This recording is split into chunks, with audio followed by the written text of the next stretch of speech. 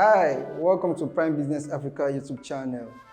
My name is John Oche Adoi and this is Insights with Prime Business Africa. This is a show where we'll talk about life, the society, and everything about the world in general. But before we dig into the program today, please like, comment, and subscribe to the YouTube channel. And also you can turn on the notifications so that you can receive notifications whenever we post new videos. So yeah, let's dive into the program and show for today.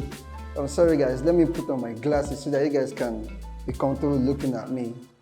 So yeah, today we'll be talking about the different things that have happened last week. From the APC convention to the massacre and so many other things that happened during the week. The Nigerian game within Nigeria and Sierra Leone and so many other things that have happened within the week. So yeah, let's dive into the program properly.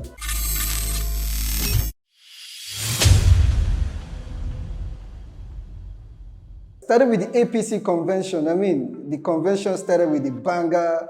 Before the convention, what was popping was the 100 million naira ticket that was being sold out there. It was very, very crazy that the price for a ticket was 100 million naira for a presidential ticket for a country that it seems as if everybody was broke, but it seems as if a lot of people have money out there, yeah? So yeah, our politicians, they really have a lot of money because a lot of people came out to buy this ticket.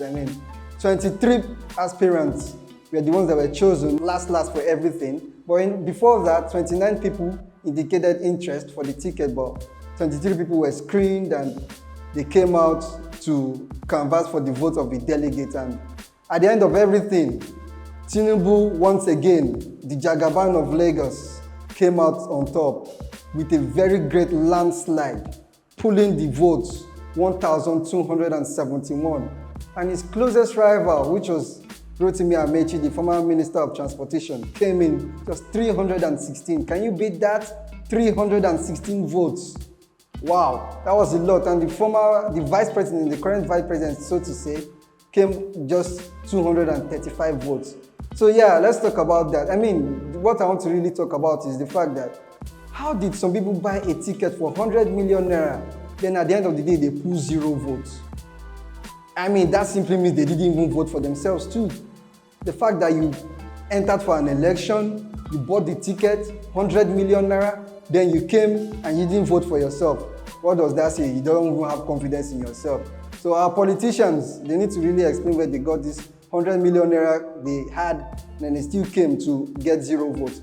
Apart from those ones that came in to praise Buhari and praise Tinubu, then get themselves, they stepped down at the end of everything. They came out to talk, but what they simply did was just to step down.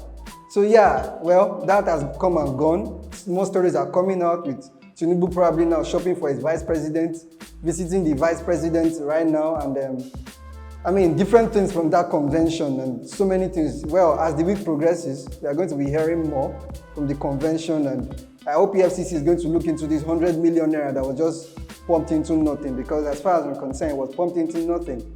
How do you come for an election and step down at the end of everything after dropping 100 million naira as if it was beans? The stage is set. Tinubu against Atiku and against Peter Obi. So let's see how that goes. That's all for the convention, I must say. Yes, still talking about political parties and politicians and their drama. We are going to be talking about the Labour Party. The party everyone is gunning for now, the party that is blazing the trail now, the party every youth is going for now, the party with the stew, the Labour Party, the party for the people. So they are out there now. And story coming out this week, if you remember vividly, Peter Obi was elected as the presidential candidate of the Labour Party. He did so well with that, and he left the PDP, that's the People Democratic Party, to go to the Labour Party to be elected as the presidential candidate, because I'm very sure he saw that there was no chance for him at the PDP, so he needed to go to the Labour Party, and that he did, and he got what he wanted. And the whole youth in Nigeria, everyone is out there for him, canvassing for him, putting themselves out on him because he has the views for the people.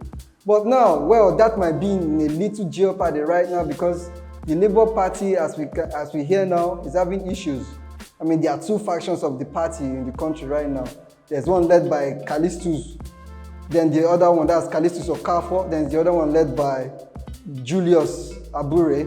And those 2 now, they are both in court, dragging themselves now for who is actually the recognized party. Well, the faction that Peter Obi is the presidential candidate is led by Julius Aburi, and that's one that is recognized by INEC. So we heard, and with that now, the other party just elected, the other faction actually just elected their own presidential candidate, which is Mr. Jude Eze-Nwafor, actually. So he came out now, and he's also saying that he has views for the country, and he has ideas to move the country forward. He's young and vibrant and has everything for the country, I mean. So as it is now, we have two factions of the Labour Party, and they are both in court for the same issue. So as it is now, that is a little bit problem for people who are out there for Peter Obi, because if these two keep on dragging themselves to court, it might lead to an extent where they might be told to leave the election for now and put their houses in order. But I hope they settle their issues and they come out strong and firm to go for this election. But what I'm saying is the fact that these two candidates right now are both from Anambra. I mean, Peter Obi and Mr. Jude Eze-Nwafor, they are both from Anambra, and they are both out here going for the same presidential election. I think they should just come together and let one be the candidate.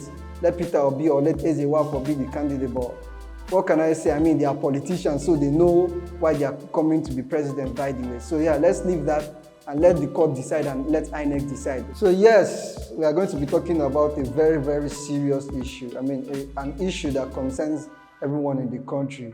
An issue that, I mean, it has been lingering for long, and things keep on happening concerning that issue. I'm talking about the insecurity in the country. I mean, the church was once the safe haven where everyone goes to in terms of trouble. I mean, run into the church when you're having issues and you see yourself being saved. I mean, the church is where everybody goes to when they're in trouble. And now, the same church was called into question on Sunday. I mean, the security of the church was called into question on Sunday. We all know what I'm talking about, the Owo massacre that took place last Sunday. The Pentecost day, where the Holy Spirit is meant to come down for the people. Instead, what came down was just bullets and all sorts, people lying in blood and stuff like that.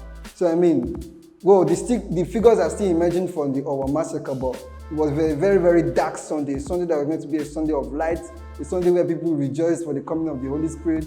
I mean, 40 days after Easter and stuff like that. And I mean, we're all in church worshiping, and all of a sudden, that kind of devastating news broke out in the society. So yeah, so with that, I mean, I'm going to be talking about the Owo massacre and what I feel and what I think the security of this country has gotten to right now. Because as it is now, for me, this has gotten really, really bad. I mean, the security issue has gotten really bad. I mean, you were told that about 40 people were feared dead during the massacre, and well, most stories are still emerging. And 2 days ago, we were told that something happened, that the suspected terrorists were caught, but the Olowo of Owo has come to say that is not true, that nothing has happened yet, that they are still on the case, still trying to find the suspected terrorists and what to do with them and stuff like that. So stories are still emerging, but we should all tread carefully in what we say about this issue, because it's a very, very technical issue and something that is going on. I mean, the last time something like this happened on this kind of magnitude was the church bombing in Gwagwalada. That's the St. Teresa's Catholic Church. That was some years ago. And now, I mean, the same Catholic Church again, St. Francis Catholic Church in Owo, was called into question on Sunday. I mean, this is a very bad issue for the families, for people involved, for the country and every other thing, because the church now that is meant to be a safe haven for everybody, where everybody goes to worship God, where everybody is one, is not a place where people die now in the name of praying. Nobody is safe anymore in this country. I mean, the country is really, really getting bad with everything.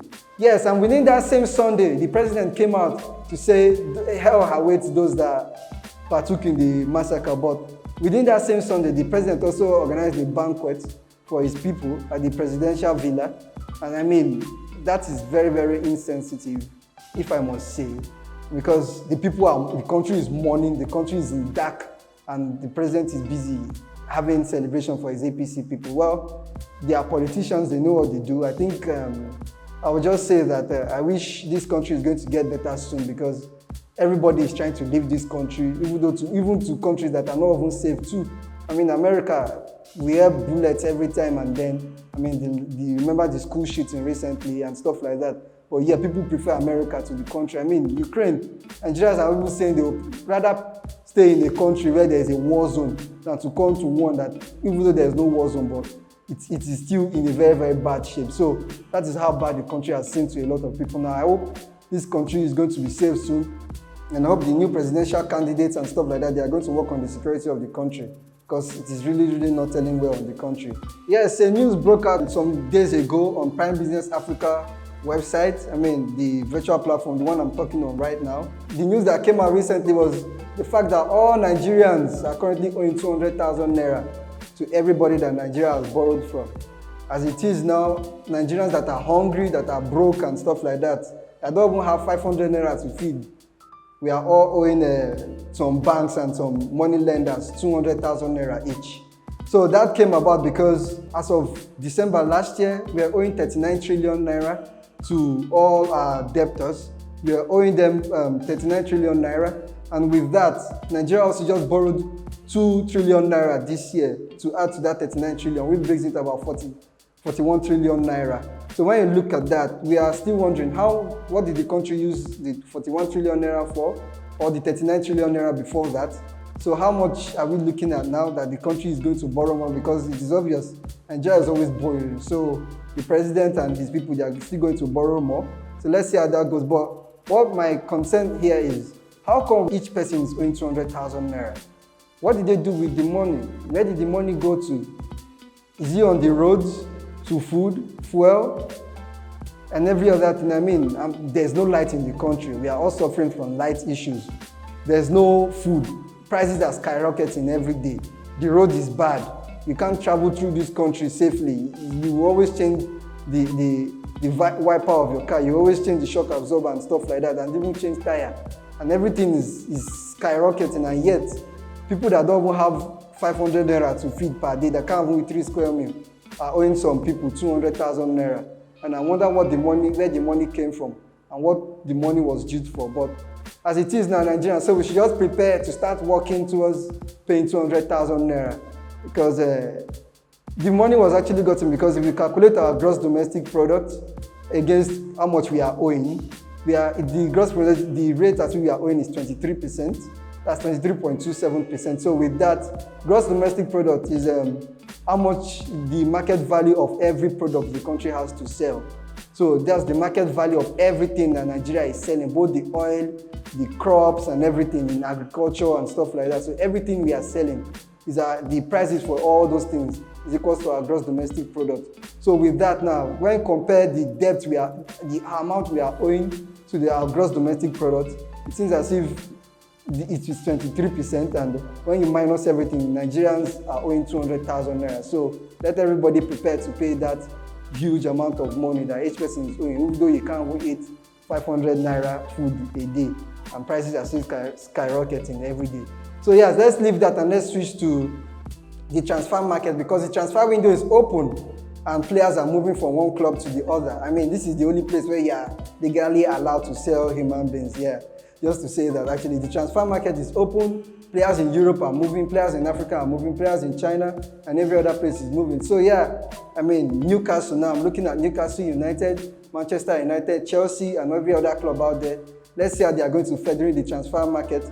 And Barcelona in particular, I mean, Nigerians, we love Barcelona Football Club so much because of Lionel Messi and all that. Although Messi is not there right now, but they didn't do that good the last time out. So with that now, they'll be looking to get more players into the club and see how it goes. And Nigerian players also are moving. Joe Aribo, the last time I heard, Crystal Palace wanted to buy him. I hope he will be going to Crystal Palace, because that will be good for him. I mean, he's going to do so well in Crystal Palace, playing with likes of Wilfred Zaha and the rest. And let's see how that goes. So the transfer market is open. Newcastle now has big money now to join the big boys in the club and see. Let's see how that goes though. I'm just waiting for how the transfer market is going to fare. As the week progresses, we are going to be talking more about the transfer market, and let's see who has moved and who has not moved. So yeah, thank you. We are done for the show for today. This is the end for the program for today. I mean, we've talked about so many issues. I'm sure we all have a lot to think about today, and let's see how the week progresses in everything. So my name is John Adoy once again. This is Prime Business Africa YouTube channel, and this is Insights with Prime Business Africa. So please stay tuned for the next episode of this show. And please keep on commenting, liking, subscribing, and turning on the notification for this YouTube channel. And stay tuned for more videos as it progresses. Thank you.